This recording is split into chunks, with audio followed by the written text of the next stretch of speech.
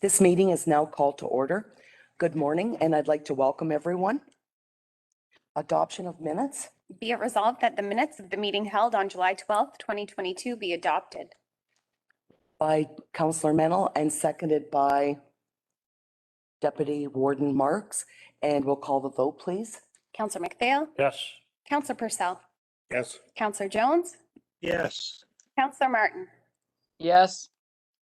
Deputy Warden Marks. Yes. Councillor Mennel. Yes. Councillor Jaguar. Yes. Councillor Ketchabah. Yes. Madam Warden. Yes. 9-0, the motion is carried. Are there any disclosures of pecuniary interest and the general nature thereof? Seeing none. There are no presenting petitions, presentations, or delegations today. So Committee of the Whole resolution. Be it resolved that we do now move into Committee of the Whole. Someone to move, someone to second. Councillor Jaguar and seconded by Councillor Ketchabah. And we'll call the vote, please. Councillor McPhail. Yes. Councillor Purcell. Yes. Councillor Jones. Yes. Councillor Martin. Yes. Deputy Warden Marks. Yes. Councillor Mennel. Yep. Councillor Jaguar. Yes. Councillor Ketchabah. Yes. Madam Warden. Yes. 9-0, the motion is carried. Next item up, Warden's Activity Report. Resolution, please. Be it resolved that the report titled Warden's Activity Report for June and July and COVID-19 Update from Warden French dated July 19th, 2022 be received and filed. Okay, someone to move, someone to second. Councillor Mennel and seconded by Councillor McPhail. Are there any questions concerning this report? Seeing none, we'll call the vote, please. Councillor McPhail. Yes. Councillor Purcell. Yes. Councillor Jones. Yes. Councillor Martin.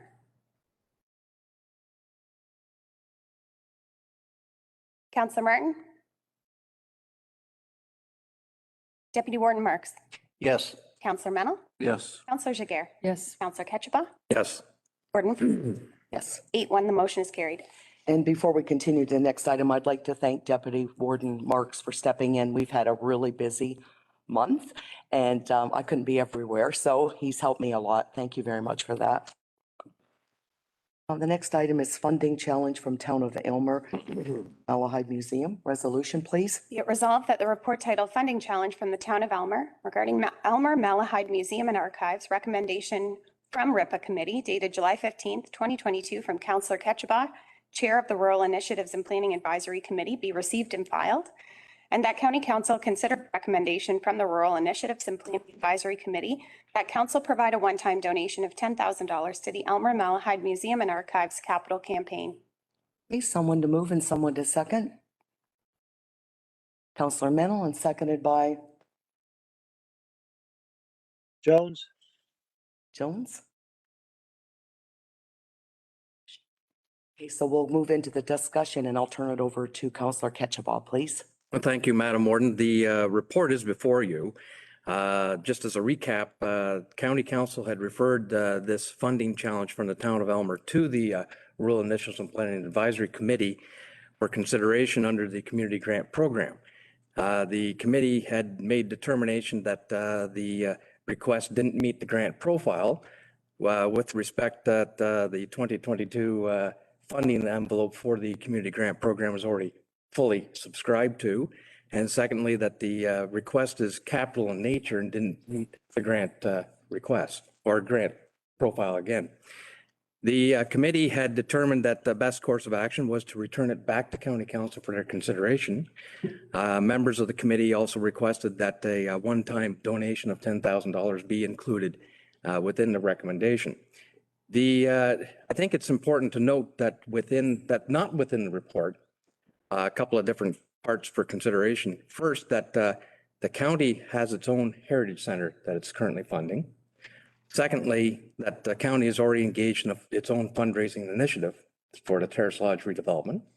And the third thing that I believe and understand that similar requests have approached the county in the past.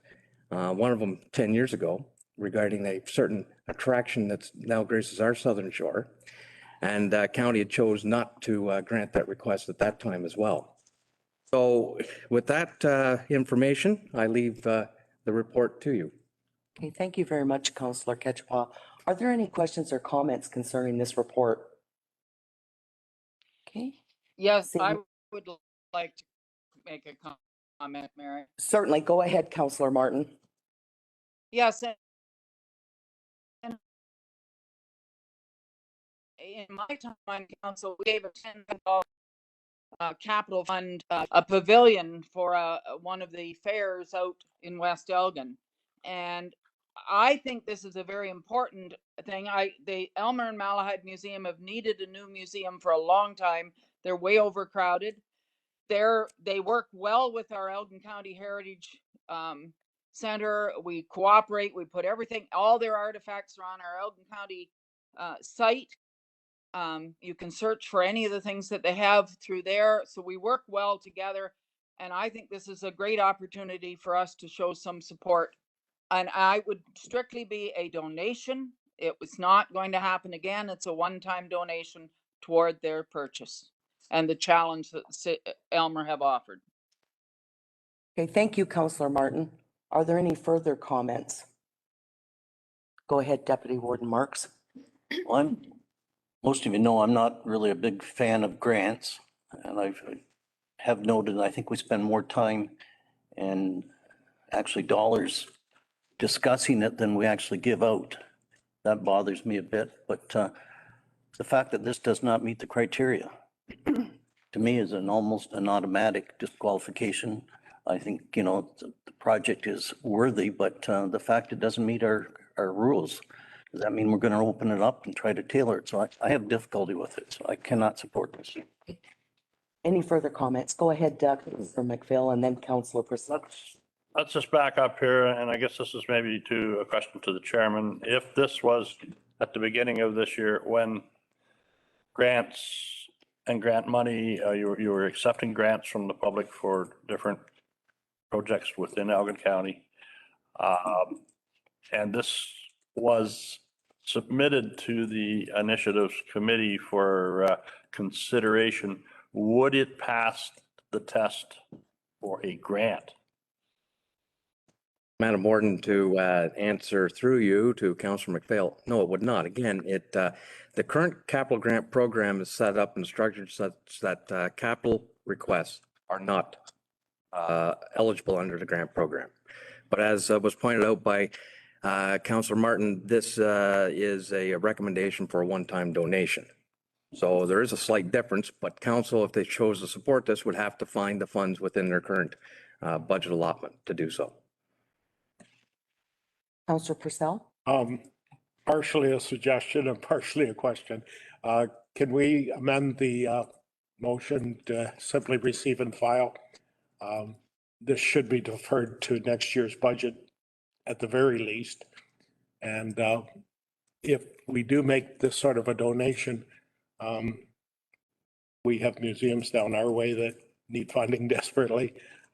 We have a lot of other very similar type projects that desperately need funding. So I think it's bigger than a one-time. It's going to affect the whole county and a whole lot of projects if it were to go ahead. So if it's appropriate, I'm happy to move that we simply receive and file the report and not act upon donation.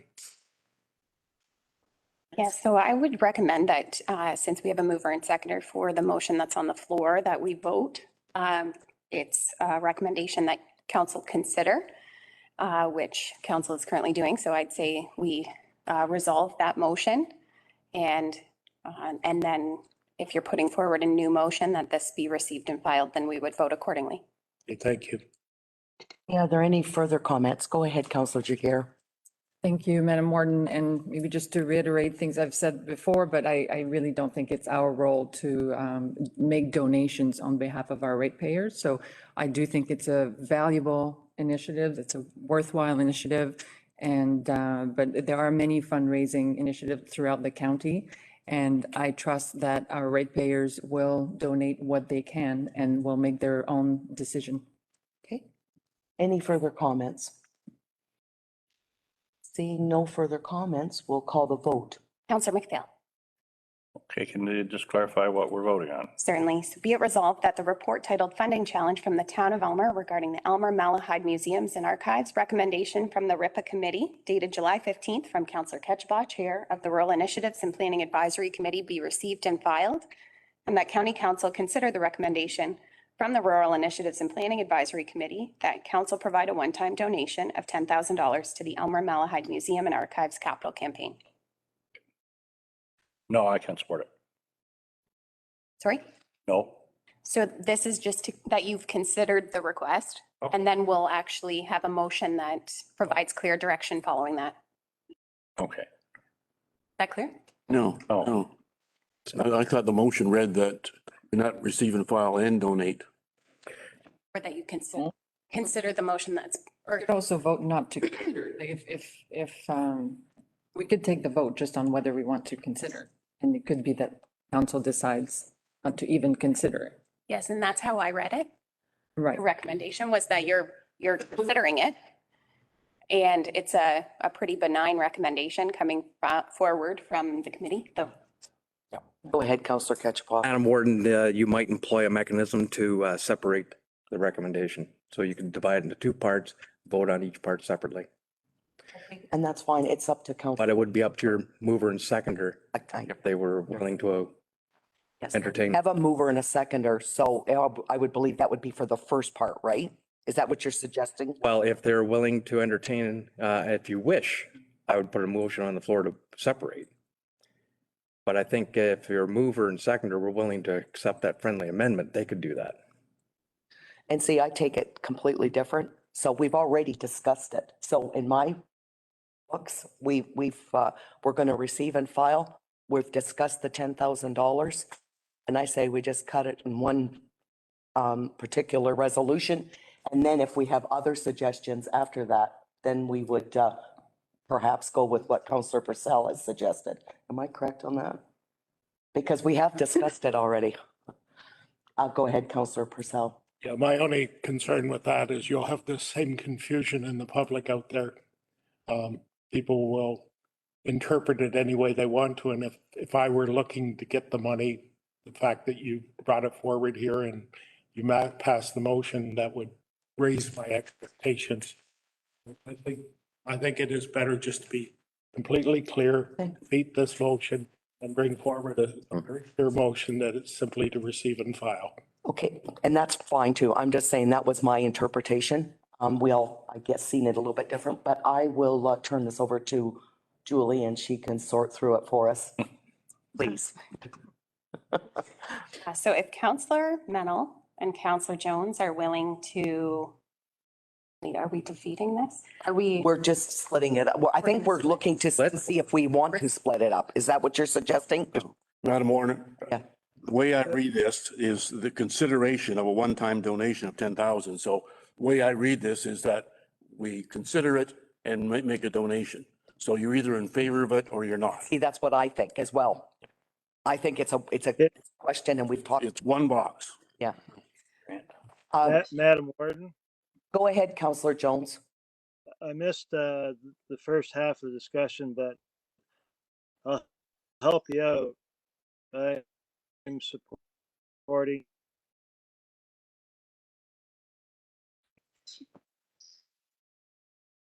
We're having difficulty hearing you, Councillor Jones. I'm sorry, I may have to go to my phone. I would support the motion that's on the floor, and then if that's defeated, going to a second motion. Can't hear me? We can partially hear you. Yes, we can. And I think we have made it complicated. Just the word consider, I guess. Is that okay, or what do we want? Oh, We're getting a lot of different ideas, so go ahead. Madam Warden, my understanding is that the mover and seconder would like the motion as it stays on the books to be considered. And we're partially through the vote, so let's continue. Yeah, and that's the way I take it. So I think we are on the same page. So are we ready now to call the vote? Okay. Councillor McPhail, Oh, Councillor Purcell, No, Councillor Jones, No. Councillor Martin, Yes. Deputy Warden Marks, No. Councillor Mennel, Yes. Councillor Jiguer, No. Councillor Ketchabah, No. Madam Warden, No. 7-2, the motion is defeated. Or 2-7, the motion is defeated. All right. Now, Counselor Purcell, go ahead. I'm happy to make a motion that we receive and file the report. Okay. So we'll need someone to move. Counselor Ketchupah, well, of course, you're moving, so Counselor Ketchupah, are you seconding it? Okay. Are there any further questions or comments? We'll call the vote. Counselor McPhail, Yes. Counselor Purcell, Yes. Counselor Jones,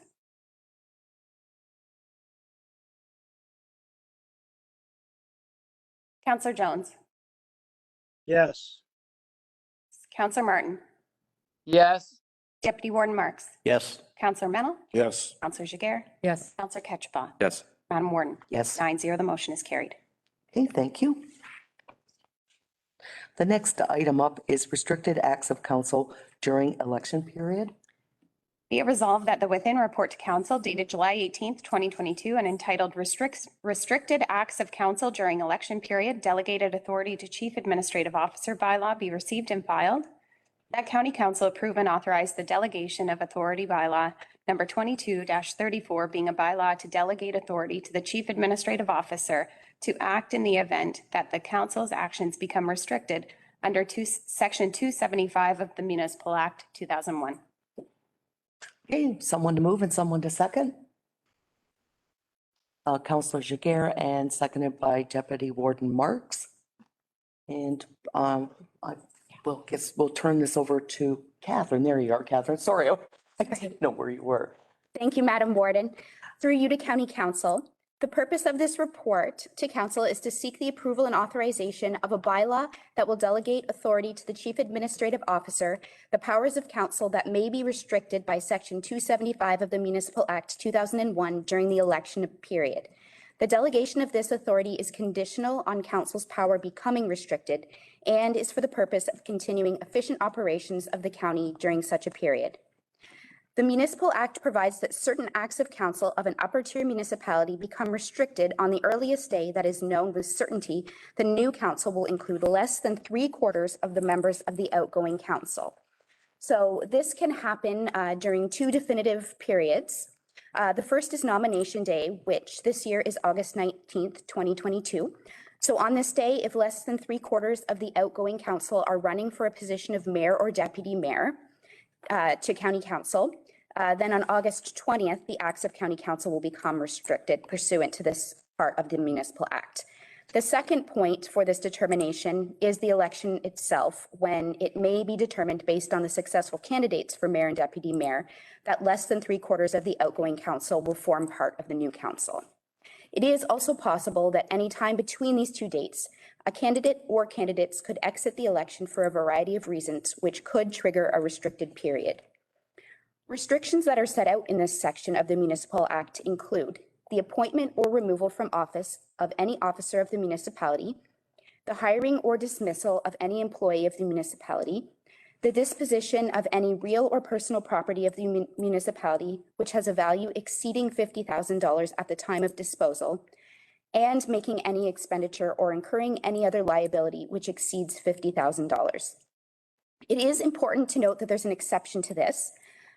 So council is not restricted from taking action in regards to the disposition or expenditures over $50,000 that were included in the most recent budget before the beginning of the restricted period. Therefore, council can continue to make expenditures and incur liability that exceed $50,000 during the restricted period, provided that that expenditure was included in the 2022 budget. County administration has prepared bylaw number 2234, being a bylaw to delegate authority to the Chief Administrative Officer to act in the event that council's actions become restricted under Section 275 of the Municipal Act.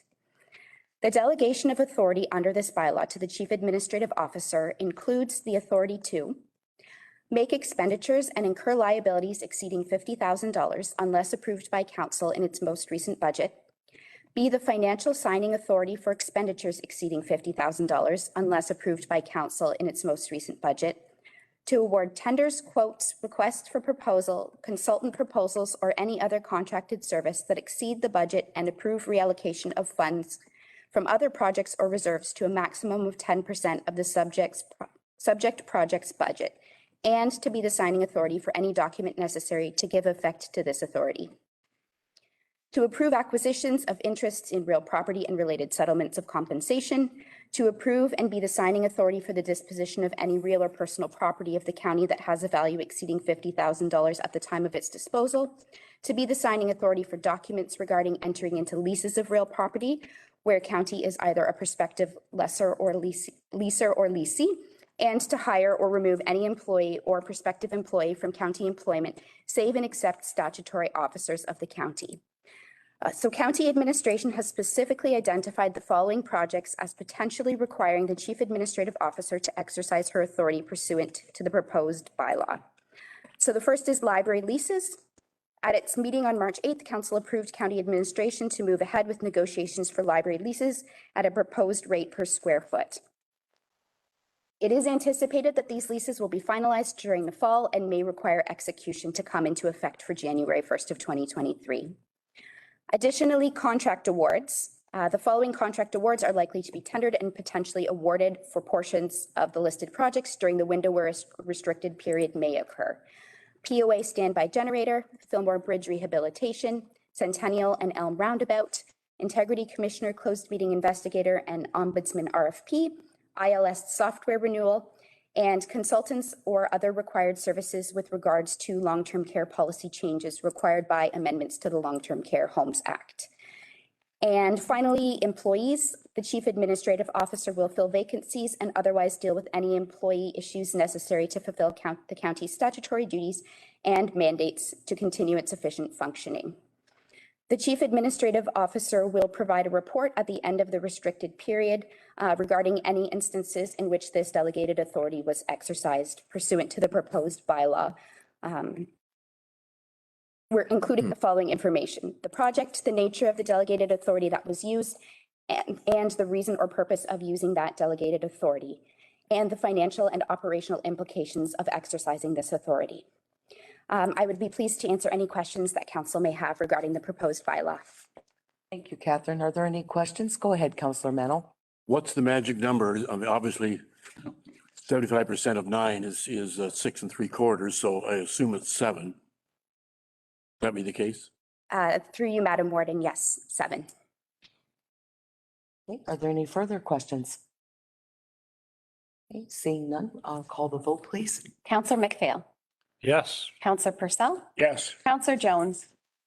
Yes. Councillor Martin.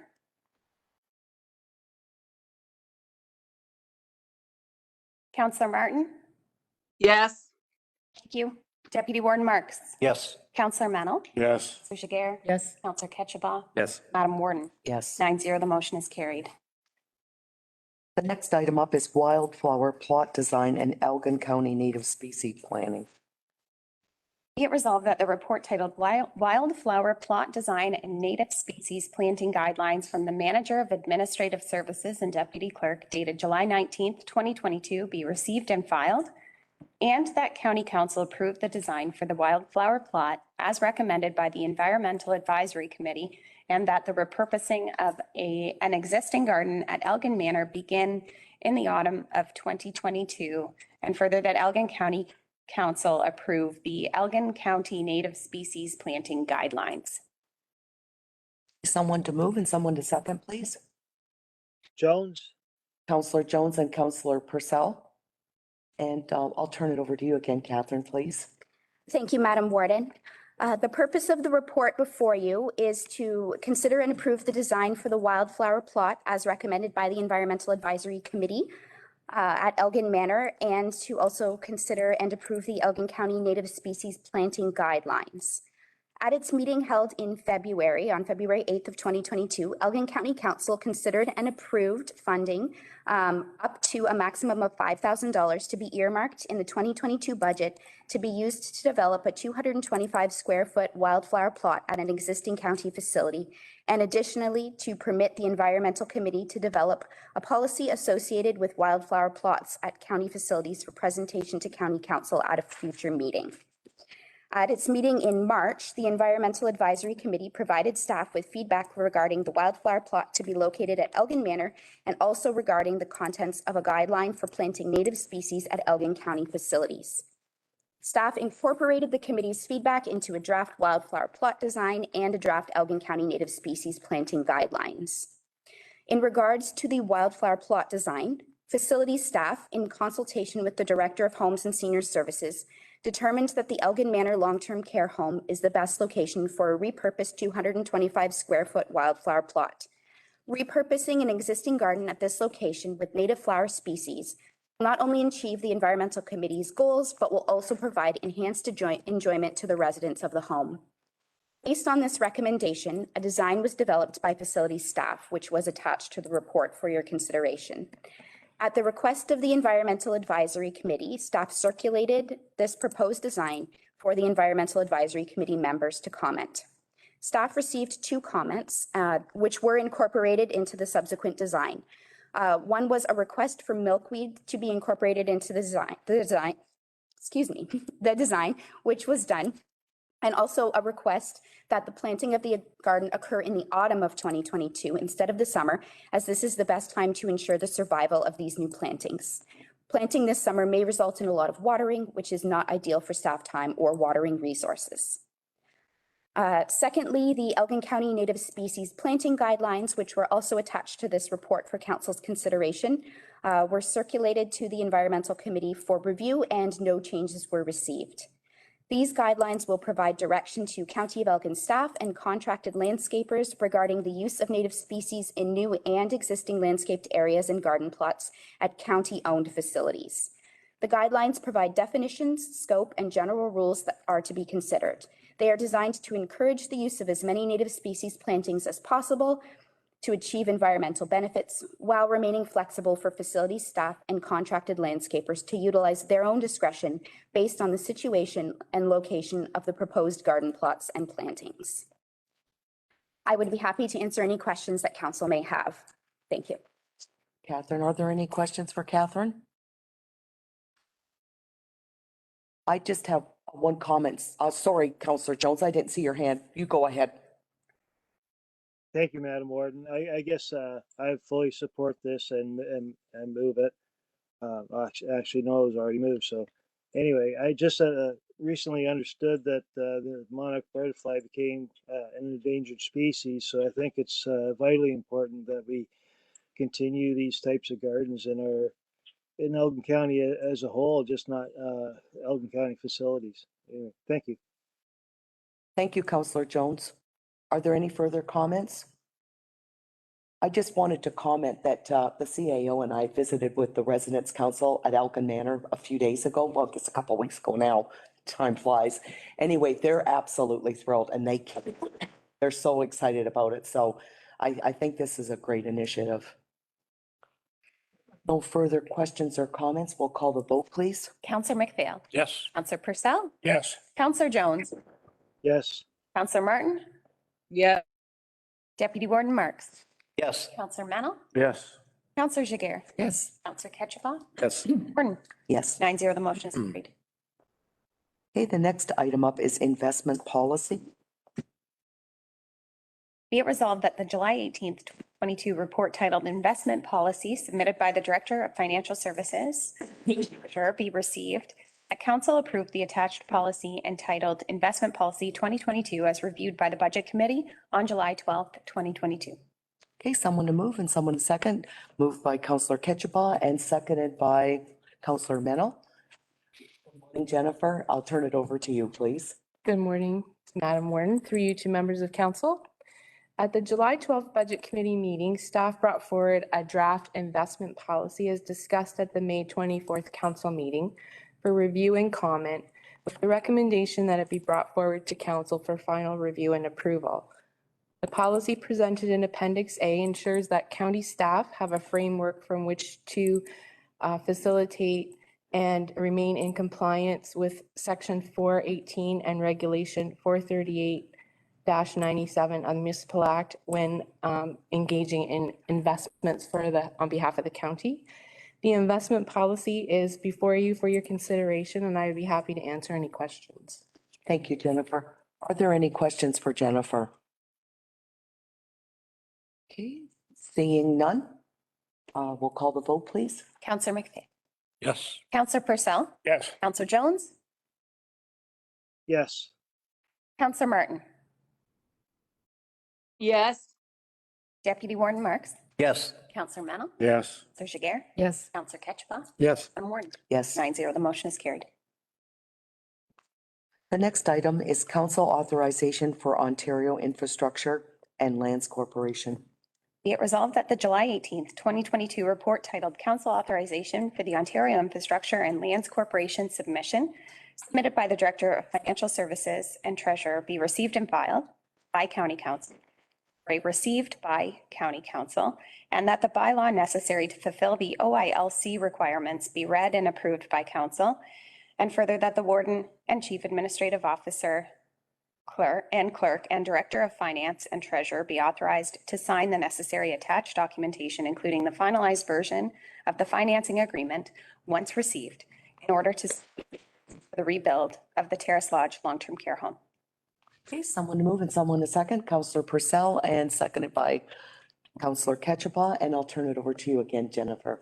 Thank you, Madam Warden, through you to council.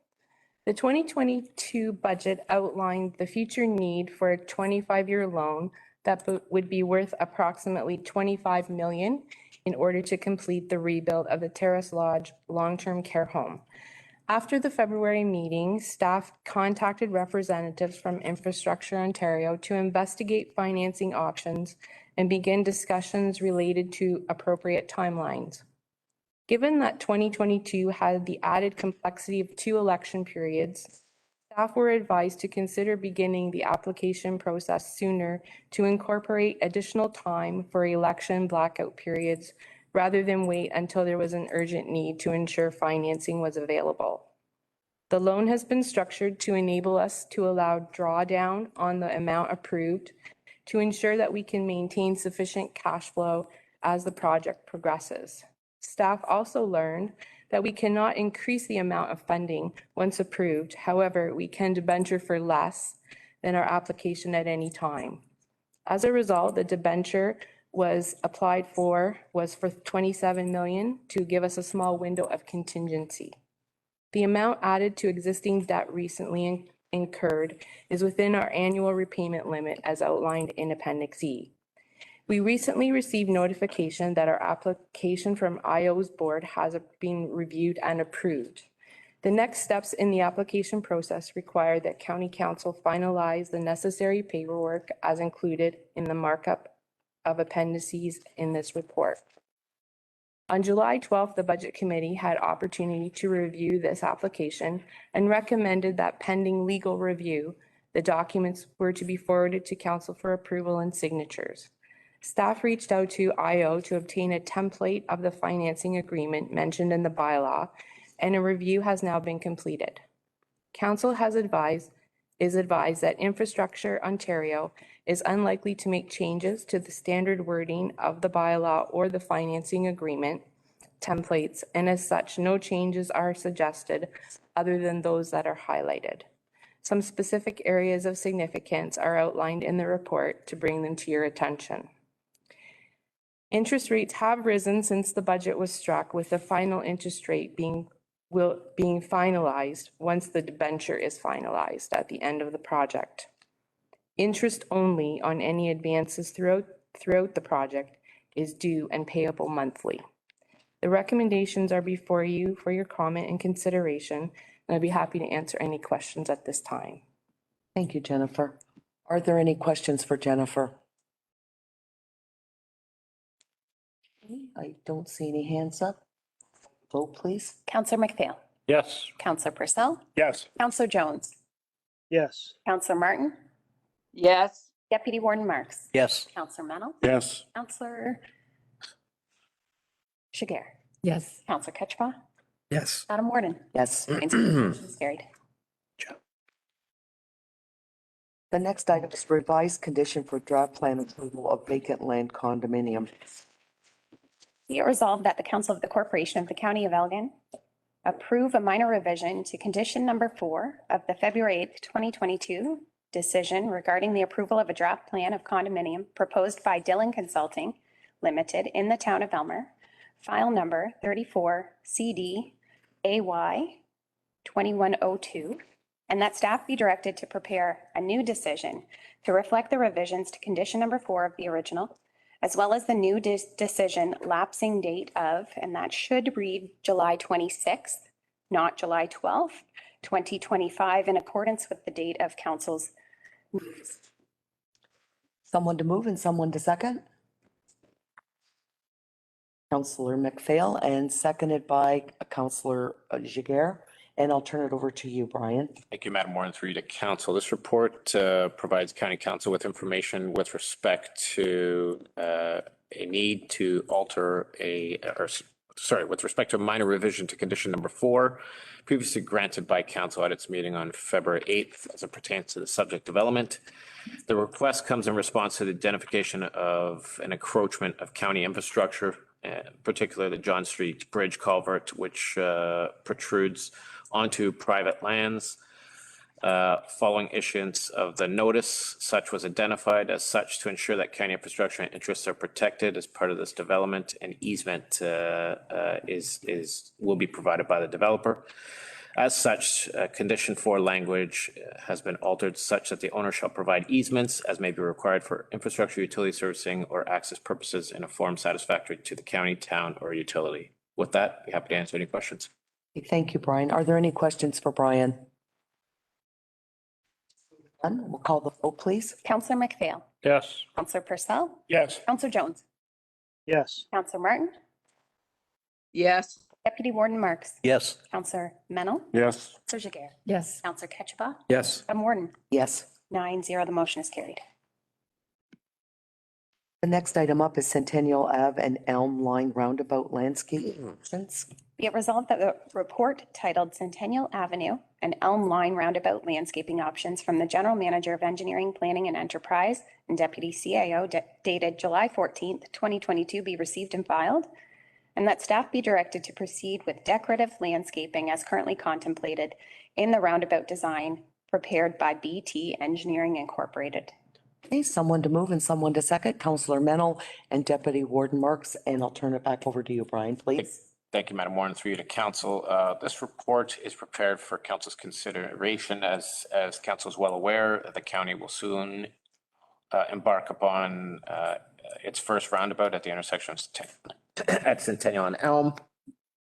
Right now, what's contemplated as part of BT Engineering's design is, as noted by our CEO, is a decorative perennials planting plan. However, also presented before County Council and staff is open to council's direction are 2 other alternatives. One, the first being what could be a naturalized habitat, for which I would note would still require county staff's periodic maintenance intervention by way of extending our annual grass cutting and maintenance contract for corporate facilities. And then finally, the third option as presented in the staff report would be the installation of some sort of decorative feature and or artistic structure, similar to what the city of St. Thomas has done with many of their roundabouts. With that, I'd be happy to answer any questions. Okay, thank you, Brian. Are there any questions for Brian? Go ahead, Councillor Ketchba. Thank you, Madam Warden. Through you to staff. Brian, what is the current budget allocation for the perennial plantings? Through you, Madam Warden, we've identified a budget of about $60,000 within the pre-tender contract scope. And if I may follow up, what would that compare to say, the naturalized habitat? What would the cost for that be? Through you, Madam Warden, there would be approximately a savings of about $10,000. However, I would note there would be increased operating costs with respect to maintenance. Can I ask for some clarification on that? It seems to me I would have thought that there'd be more maintenance and operating costs with the perennial garden rather than the naturalized plantings. Yeah, through you, Madam Warden, one would believe that to be the case, but being a centrally focused roundabout and anticipated increased concerns with respect to naturalized feature. So removal of weeds, intervention in that regard, there'd be a greater effort in that regard, as opposed to a perennial garden, which would possess a very thick mulch base and does wonders with respect to helping to prevent weed germination. All right, thank you for that. Go ahead, Deputy Warden Marks. Just looking ahead, when that is finished, there's going to be I would guess there'd be a tremendous amount of traffic, which means there's going to be an awful lot of eyes on it daily. Which means that, you know, if it's not looking neat, we're going to hear about it constantly. I would be in favor of something that's low maintenance, and easy to upkeep. You know, it's going to be on view all the time. It's not really a gateway. It's like, you know, separating the county and the city. However, it's certainly going to be a high traffic area and very much needed. But I think we do want it to look presentable, or the phone will never quit ringing. It's just an observation. Go ahead, Councilor Fair. Thank you, Madam Warden. Maybe one question to staff. So has this been considered by the Environmental Committee for input? And I ask because I would like to show consistency with our discussion earlier about the fact that we want to do everything we can as a county to provide natural habitat. And I guess I saw another option, which was somewhere between completely naturalized, which I can see is not totally accepted yet, and decorative perennials, which are non-native.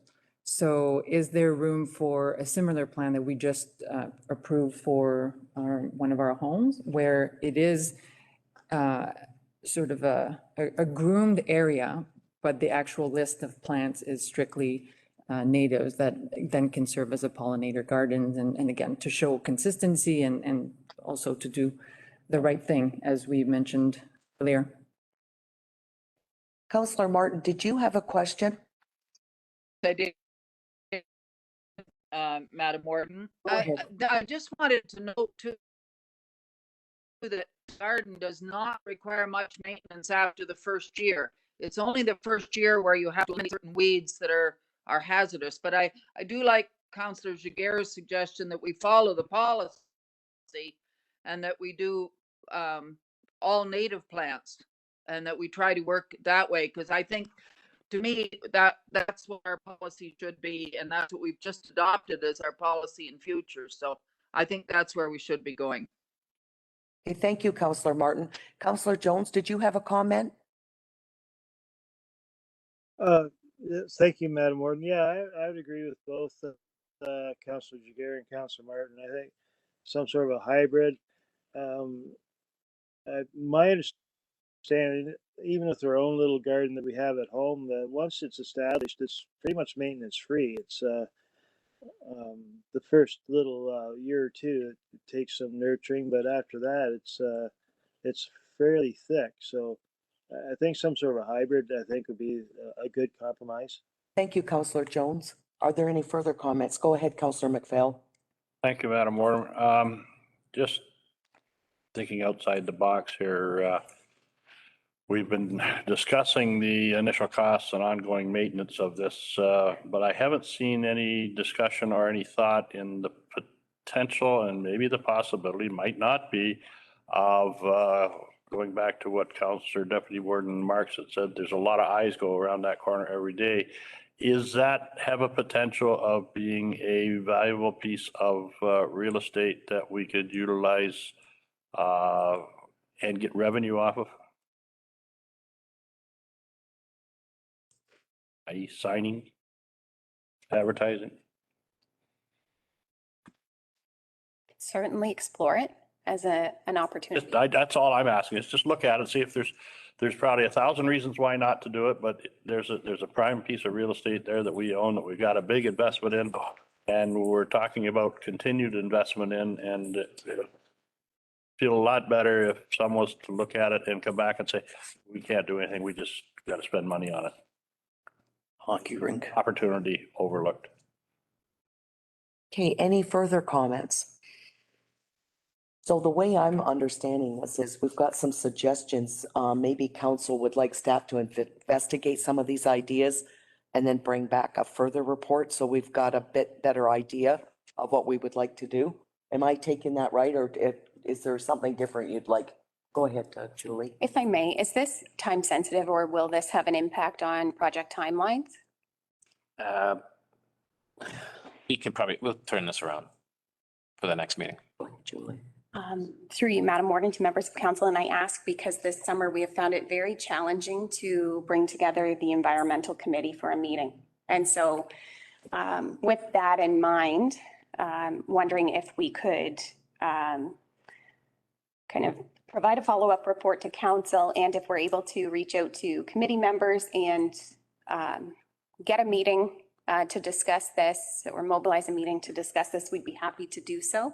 Otherwise, we'll try to gather feedback via email from them and bring that feedback and a follow-up report to council. Yeah, I'm good with that. Yeah. So is that good with council then? Yes. Yeah. Go ahead, Councillor Ketchba. It's an excellent suggestion, Madam Warden, from staff. I would suggest that the template's already been laid down with what they're going to do at Elgin Manor. So that kind of feedback, I think, is implied. I think it determines on from the engineer's point of view of whether this is something that could work within a traffic area.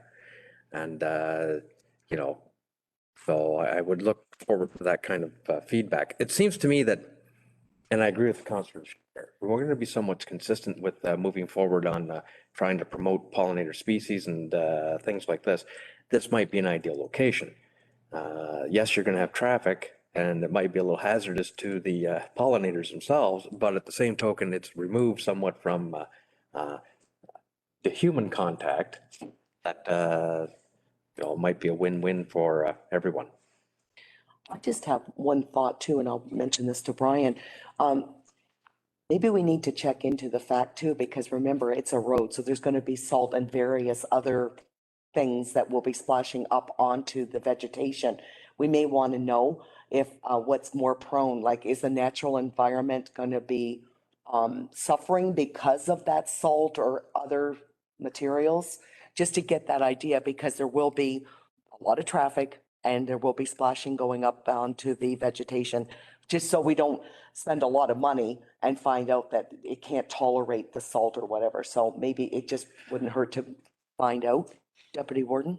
And just to note that there certainly reduced agricultural traffic through there, but there still is some. And so, you know, the perimeter, I wouldn't take it right to the edge because there is going to be those big tires overlap. I think that you'd have to keep it a little bit. So there is a perimeter because there still is agricultural traffic and their big equipment moving through there. Any further comments? Julie, how does this affect our resolution? Because I think we, it kind of changed it a bit, so. So we do have direction, I think, to proceed with decorative landscaping, but we do have to provide a follow-up report to County Council regarding landscaping options associated with the decorative landscaping for the Centennial Ave and Elm Line roundabout, with reflecting council's preference for a naturalized or hybrid landscaping plan that aligns with council's policy, or what is the policy called? It's a guideline. Guidelines. Not a problem. And it's not top of mind for me right now. Yeah, it's called the Native Species Plantings Guidelines. Right. So we'll bring back a follow-up report that ensures that the landscaping plan is in keeping with the guidelines as approved by council at its meeting today. We're okay with that? Well, you do have a motion on the floor already duly There is what, seconded, so you have to dispose of that first. yeah, that's why I'm discussing this with the CAO so that she can get the clarification. Because we do have something on the floor and it's different than what we're suggesting. So back to that, we're going to have to vote on this and then do another resolution. How do you want to approach that as the clerk? If Mennel and Marks are willing to amend it, I am certainly. Yeah. then we're fine. There you Is go. that satisfactory? Okay. Okay. So we're all good with this now? Okay. So we'll call the vote, please. Counselor McPhail. Yes. Counselor Purcell. Yes. Counselor Jones. Yes. Counselor Martin.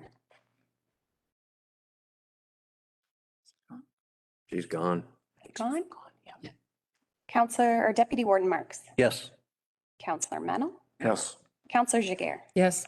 Counselor Ketchaba. Yes. Madam Warden. Yes. 8-0, the motion is carried. The next item is Connectivity Advocacy Plan. Be it resolved that the report from the Chief Administrative Officer entitled Connectivity Advocacy Plan dated July 21st, 2022 be received and filed, and that Council approve the plan as recommended by the Connectivity Committee on July 20th, 2022. Okay, someone to move and someone to second. Counselor McPhail and Counselor Jiguer. And I'll turn it over to you, please. Julie? Thanks, Madam Warden. The purpose of this report is to present the finalized Connectivity Advocacy Plan as approved by the Connectivity Committee at its meeting on July 20th, 2022. Advocacy efforts with all other levels of government are centered on the critical role played by access to stable and affordable broadband infrastructure in local, provincial, and national economic recovery following the COVID-19 pandemic. The Connectivity Advocacy Plan includes 4 key pillars. The first is communications and engagement. The second is leadership and relationship building. The third is advocacy, and the fourth is education. The pillars have associated outcomes and actions as detailed in Appendix 1. And I'll provide a quick overview of the advocacy plan now. The first pillar is communications and engagement. The outcome is the public, current and prospective ISPs, other levels of government, and the broader public are aware of the county's connectivity efforts and prioritization. Information about goals, gaps, initiatives, and progress is easily accessible by stakeholders. And the actions include ensuring the committee activities and news are made publicly accessible, so residents and internet service providers, or ISPs, recognize that broadband is a key priority being supported by an active, engaged committee. So this includes ensuring our website and social media presence is robust. Distributing surveys. We'll have information targeted to potential internet service providers. We'll host a forum. We'll develop a communication strategy and develop news releases. The second outcome is that advocacy efforts include real resident experiences and reflect an accurate local context as a key means of attracting ISPs and funder support. And this includes leveraging lived experiences from residents and business owners regarding their connectivity experiences by tracking resident concerns, using social media and the website to share resident experiences, maintaining an updated GIS map showing connectivity and gaps to ensure it is publicly accessible. And this is part of ensuring we have an up-to-date public repository of Elgin-specific connectivity data available for use by the committee and staff. As well, we will leverage survey opportunities to gather data from residents and prospective ISPs on matters of county interest in relation to broadband. The second pillar is leadership and relationship building. And the first outcome is the approval process for broadband infrastructure projects is streamlined and balances risks, responsibilities, and efficiency. The county's policies and procedures are considered best practices by other jurisdictions and ISPs. And the actions include exploring opportunities in existing and future Elgin County policies and procedures related to broadband infrastructure construction projects that would reduce or eliminate fees for work undertaken to expand and or enhance the local network. Through our policies, establish a customer service presence, support our residents, consider best practices, review fees, endeavor to reduce and eliminate red tape, and review our RFP process. The second outcome is Elgin County is clearly established and recognized as the lead for advancing rural broadband efforts. And the associated actions include establishing and maintaining a strong public presence for Elgin County as the lead community broadband expansion and enhancement, while being mindful of key relationships with the province and local municipal partners. So we will demonstrate awareness, work closely with our local municipal partners. We will conduct policy research into best practices. We will engage our partners, including Western Ontario Wardens Caucus and SCORE. And we will establish positive working relationships with senior government. The third outcome is that Elgin County has dynamic relationships and active communication channels with all levels of government involved in connectivity matters. Internet service providers, both large and small, and with the public. County staff and the committee are readily informed of opportunities and needs, and vice versa. With associated actions being cultivate relationships with key stakeholders and engage in regular two-way communication and information sharing. We will define ways we can support internet service providers as they seek out funding opportunities. We'll engage with the province on an ongoing basis. We'll work closely with our local municipal partners on shared communications and messaging strategies, as well as policy coordination when appropriate. And we will engage our business community. The next pillar is advocacy, and the outcome is Elgin County receives funding for rural broadband projects and has the ability to distribute it in a way that best meets local needs. The actions include engaging in a variety of advocacy efforts with the goal of achieving increased funding for rural broadband in Elgin. We will develop and implement an advocacy strategy with senior government that emphasizes the need for Elgin to receive its fair share of funding. We will prepare advocacy strategy materials that are customized to suit the audience, including the public. We will facilitate communications to the provincial government on behalf of the internet service providers regarding concerns and barriers impacting the advancement of broadband projects in Elgin County. Use the data we've collected to date, or the committee has collected to date, to communicate with the province. We will prepare letters of support as needed and create public templated advocacy letters for residents to send to senior government as needed.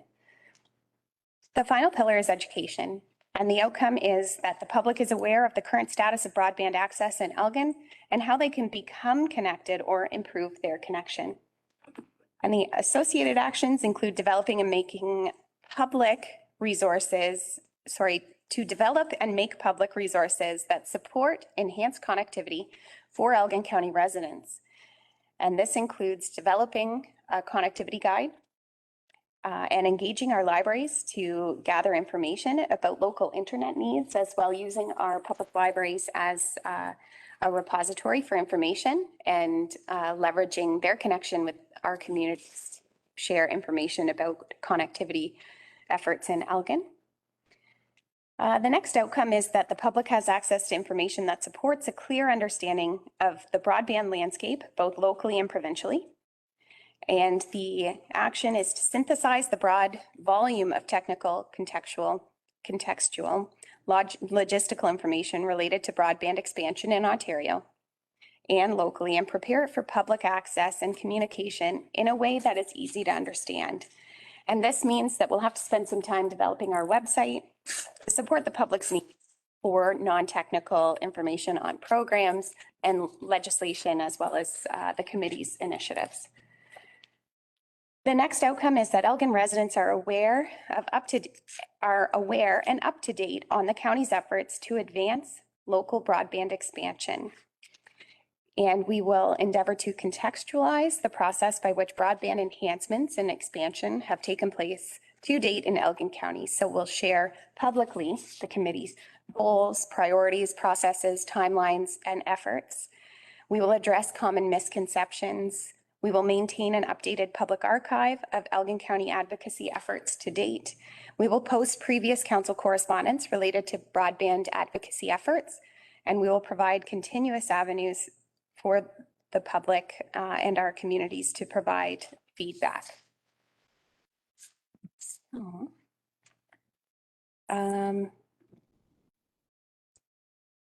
at this time, Administrative Services continues to support the work of the connectivity with a great deal of support from Engineering Services.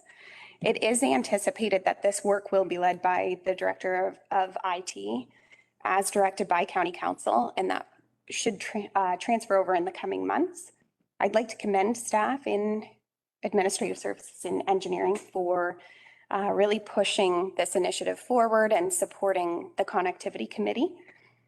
This involved a lot of information and research gathering, pulling an advocacy plan in draft together for the committee's feedback and review, and the committee provided extensive feedback with respect to the report that is presented to you today. We've also developed an infographic that supports the connectivity's advocacy plan that is included in Appendix 2. As well, GIS through engineering services has developed a fiber optic progress map, and that's in Appendix 3 that will be updated on an ongoing basis as we receive information about new projects taking place within Elgin. So with that, I would be happy to answer any questions that you may have, and I'm sure Committee Chairman Deputy Warden Marks would be pleased as well. Thank you, Julie. Are there any questions from council? Okay, go ahead, Deputy Warden. Well, I just want to thank staff and certainly the recognition for Brian and his team, but also for Julie for all the work. We've had the committee's been very engaged, very attentive, and certainly all united in wanting the goal of improving the internet across the whole county. So yeah, it's been a lot of work. I think we're in a better place than we were 3.5 years ago. So, but we need to keep it at the forefront. Thank you, Deputy Warden Marks. Councillor Chakir? Thank you, Madam Warden. And just to add, I too want to thank staff. This was a big endeavor that was not planned a couple of years ago before the pandemic, and I think we've made a lot of progress. The plan is, the advocacy plan is comprehensive, it's ambitious, and I know that and we've discussed this at the committee level, that there are no specific timelines, but I'm satisfied and reassured that based on the committee's commitment, that this is remaining an active file, and the level of urgency is still there, because although we're hopefully, ending the emergency of the pandemic, the actual reliance and expectations of broadband, for whether it's education, government services, businesses, that's not going away. We've now opened this new way of working and living, so we have to keep that top of mind and keep the urgency up. Thank you. Any further comments? Go ahead, Councillor McPhail. Thank you, Madam Warden. Again, you take a look at the staff that we have there,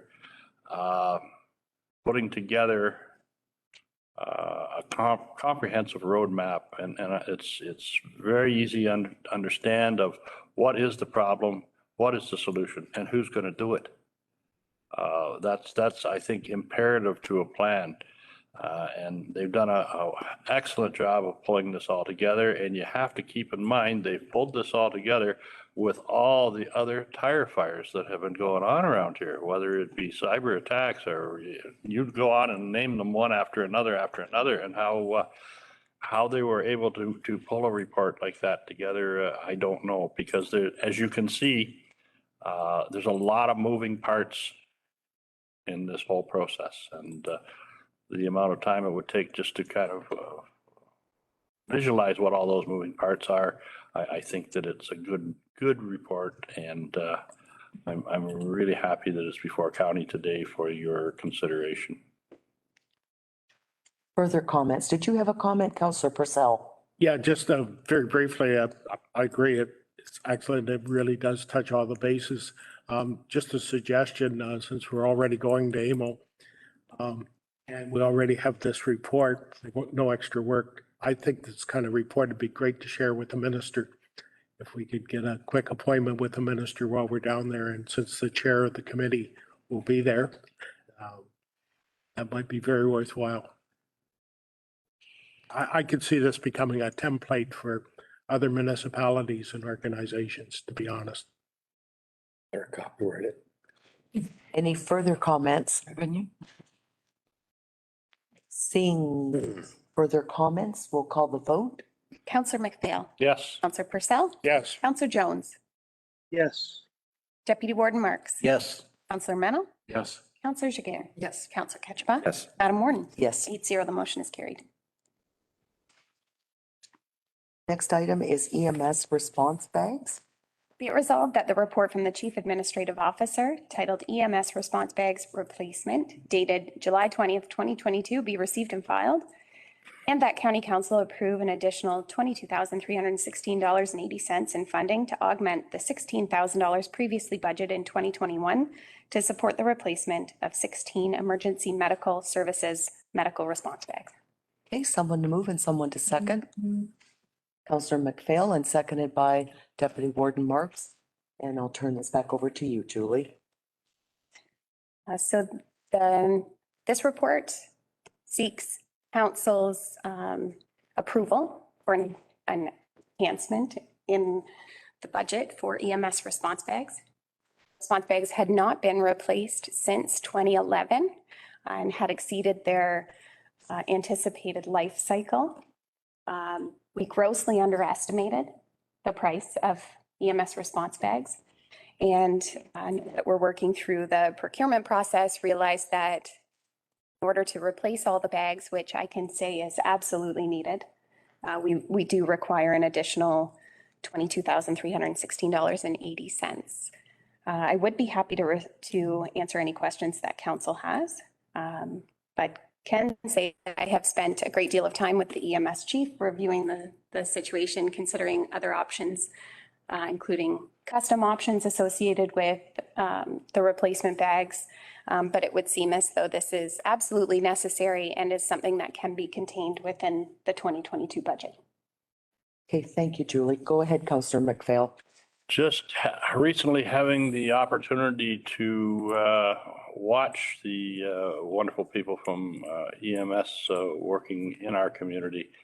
What I seen was the fact that this bag is as important as the stretcher, as important as the ambulance. It is a tool that's absolutely necessary for them to do their job. And if you ever look at any response that the EMS are making, that bag is right there. And that's where they have all their tools that they need to triage or assist the patient. So as far as I'm concerned, this is something that is needed. And yes, we have to go ahead and give Julie direction to move forward with it. Thank you, Counselor McPhail. Go ahead, Deputy Warden Marks. I think we have a recurring theme that prices keep going up on many, many, many things, but certainly this one is, you know, we can't ignore, and it's, in my mind, justified, but it is just a simple recurring theme. Prices are going up, so fasten our seatbelt. Any further comments from council? Seeing none, we'll call the vote, please. Counselor McPhail. Yes. Counselor Purcell. Yes. Counselor Jones. Yes. Deputy Warden Marks. Yes. Counselor Mennel. Yes. Counselor Jiguer. Yes. Counselor Ketchba. Yes. Madam Warden. Yes. 8-0, the motion is carried. The next item is Fire Training Officer Cost Sharing Agreement. Be it resolved that 1, the within report to council dated July 21st, 2022, and entitled Fire Training Officer Cost Sharing Agreement be received and filed. And 2, that County Council approve the form of the Fire Training Officer Cost Sharing Agreement attached hereto as Appendix A, subject to any clerical adjustments that may be required. And 3, County Council authorize that county staff distribute the Fire Training Officer Cost Sharing Agreement to all local municipal partners. And 4, upon receipt of a duly executed agreement from the local municipal partners, County Council hereby authorizes the Warden and Chief Administrative Officer to execute the Fire Training Officer Cost Sharing Agreement. Okay, thank you, Julie. Someone to move and someone to second. Deputy Warden Marks and Counselor Purcell. And I'll turn this back over to you, Julie. Thanks, Madam Warden. Through you to members of council, the purpose of this report is to seek approval and authorization for the form, distribution, and execution of a Fire Training Officer Cost Sharing Agreement, which is attached to the report. And this agreement is between the county and local municipal partners. The report is self-explanatory, and I would be happy to answer any questions that you may have. Okay, thank you, Julie. Are there any questions for Julie? Seeing none, we'll call the vote, please. Counselor McPhail. Yes. Counselor Purcell. Yes. Counselor Jones. yes, Deputy Warden Marks. Yes. Counselor Mennel. Yes. Counselor Jiguer. Yes. Counselor Ketchba. Yes. Yes. 0, the motion is carried. The next item is community emergency management support for local municipal partners. Thanks, Madam Warden. Through you to members of council. Oh, sorry, I got ahead of myself.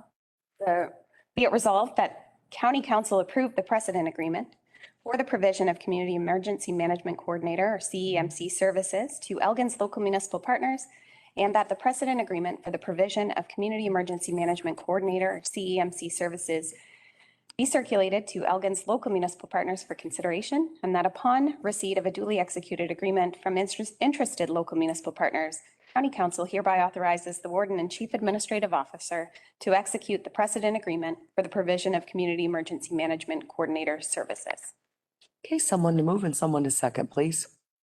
Jones, And Counselor Jones.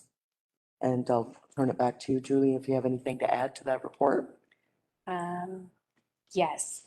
Through you, Madam Warden, to members of council, similar to the last report considered by County Council, I think the report and the agreement are self-explanatory, but to provide council and the community with some context, County Council did consent to a pilot project which began in 2020, which started with a couple of municipalities, and this is a program and shared service that has expanded across the county. So we are excited to make changes to the piloted agreement to become a formal agreement for your consideration.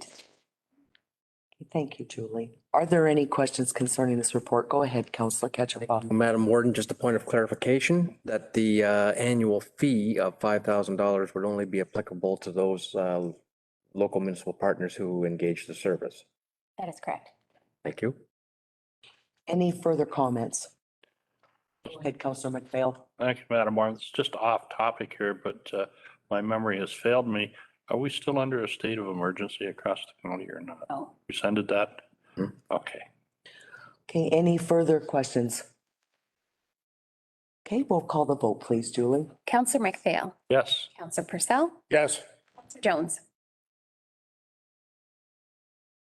yes, Deputy Warden Marks. Yes. Counselor Mennel. Yes. Counselor Jiguer. Yes. Counselor Ketchba. Yes. Madam Warden. Yes. 8-0, the motion is carried. Okay, thank you. Move up to council correspondence.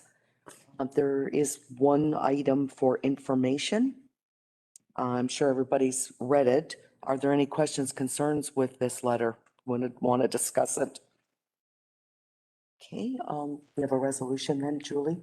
Be it resolved that correspondence received from Inspector Mark Lucas, Elgin OPP, regarding the county's request for the Elgin OPP to conduct and traffic counts on Ron McNeil Line at the West Village limit in the village of Springfield be received and filed. Okay, someone to move and someone to second. Counselor Ketchba and Counselor Jiguer. I don't think there's going to be any questions. It's pretty self-explanatory, but I don't see any hands up. We'll call the vote then, please. Counselor McPhail. Yes. Counselor Purcell. Yes. Counselor Jones. yes, Deputy Warden Marks. Yes. Counselor Mennel. Yes. Counselor Jiguer. Yes. Counselor Ketchba. Yes. Madam Warden. Yes. 8-0, the motion is carried. Are there any statements or inquiries by members? Okay. I don't believe there's any notice of motion. Are there, oh, sorry, do you have a notice of motion, Deputy Warden? Actually, just new business there. Oh, sorry, go ahead. I'd like to ask perhaps to Mr. Lima.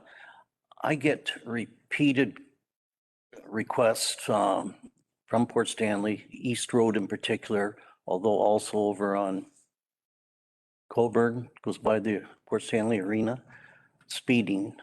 And it's a recurring, the East Road is certainly well built up. One of the constantly I'm asked, why not speed bumps? And then the other one is over on Coburn, when we had the bridge construction, we had those, what do you call them, posts in the road. And I have to agree with people who comment to me, they work, they slow traffic down. Now we've removed them. So I guess on behalf of all those people who keep constantly asking me about the speeders, whether the truth, and I guess it comes back to this correspondence. Our OPP are very good, but once they go to that spot, that means some other place is not being patrolled. And that can be Rodney, that can be West Lauren, that can be Dutton. They can only do so much. We have these high traffic areas where the complaints come, but then that helps. And I encourage that, but then it just means that some other place is not getting any patrol. So simple things like speed bumps. I'm not an engineer, that's why I'm asking you. I know where my daughter lives in London, they have them and they actually work. A lot of people complain about them, but they complain as they slow down and bump over them. And I know that, in my own opinion, I think those barriers in the middle of the road slow traffic down. Can we reconsider them? Through Madam Warden, staff are happy to bring back a report that considers options for council's consideration, if you wish. I appreciate that very much. Are there any further statements? Matters of urgency? Okay, we'll move into closed meeting items. Resolved that we do now proceed into closed meeting session in accordance with the Municipal Act to discuss the following matters. Under Municipal Act, Section 239(2), in camera item number 1 is contract extension. In camera item number 2 is an organizational update. In camera item number 3, security of property. In camera item number 4, contract negotiations. In camera item number 5 is a property matter. In camera item number 6 is an organizational update. And in camera item number 7 is a property matter. Okay, thank you, Julie. Someone to move and someone to second. Councillor Mennel and Councillor Jiguer. Call the vote, please. Councillor McPhail. Yes. Councillor Purcell. Yes. Councillor Jones. Yes. Deputy Warden Marks. Yes. Councillor Mennel. Yes. Councillor Jiguer. Yes. Councillor Ketchba. Yes. Madam Warden. Yes, 0, the motion is carried. thank you. And we'll now take a brief recess. Thank you. Back, resolution, please. Be it resolved that we do now rise and report. So is that?